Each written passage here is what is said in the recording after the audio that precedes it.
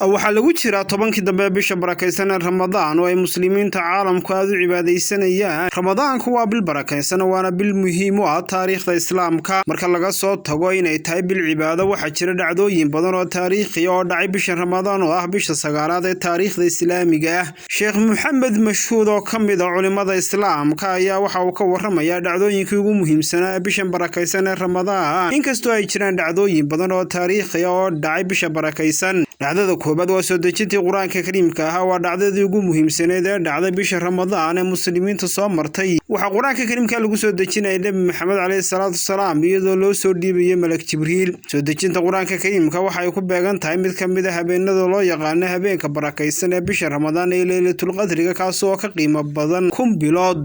Dhacdada labaad waa dagaalkii Badr. Dagaalkii Badr waxa uu dhacay 17 Ramadaan, 2 sano kadib markii uu Nabigu calayhi salaatu wasalaam Makka ka haajiray una hijrooday Madiina. Muslimiinta ayaa ku guuleystay dagaalkaasi inkastoo cadowgu aad u badnaa. Waxa maalintaasi shahiiday 14 kamid ah saxaabadii Nabiga Maxamed calayhi salaatu wasalaam. Waxa sidoo kale dagaalkaasi lagu dilay Abu Jahl oo kamid ahaa cadowgii rasuulka. 8 sano kadib hijriyadii Nabigu ka haajiray Makka una hijrooday Madiina oo ku beegnay 18 Ramadaan. Nabigu wuxuu galay Makka isaga iyo ciidankiisii si ay u qabsadaan magaalada inkastoo aan wax dagaal ka dhicin. Qabsashada magaalada ayaa soo afjartay sanamadii lagu caabudi jiray Makka, waxayna ka mid noqotay xilliyadii ugu muhiimsanaa taariikhda islaamka oo dad badan ayaa soo islaamay guusha ka. Dhacdada kale waa geeridii xaaskii koobaad ee Nabiga ee Khadiija radiyallahu ta'ala anha. Khadiija radiyallahu anha waxay geeriyootay 10 Ramadaan, waxayna ahayd xaaskii ugu horeeyay Nabi Maxamed nabad iyo ammaan korkiisa ahaatay iyo qofkii ugu horeeyay ee qaatay diinta islaamka. Khadiijana waxay ahayd qof si weyn u taageersan diinta islaamka. Sanadii 18 hijriyada waxaa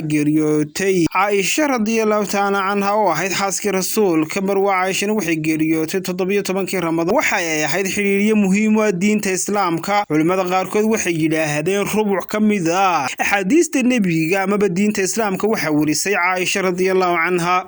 Dhacdada kale waa dagaalkii Tabuk. Dagaalkii Tabuk waxa uu kamid ahaa dhacdooyinkii ugu muhiimsanaa taariikhda islaamka ee bisha Ramadaan. Nabi Maxamed nabad iyo ammaan korkiisa ahaatay wuxuu Yaman u diray Ali radiyallahu anhu oo uu taliye ciidan ka dhigay. Dad badan ayaa la soo islaamay oo kordhiyay tirada muslimiinta.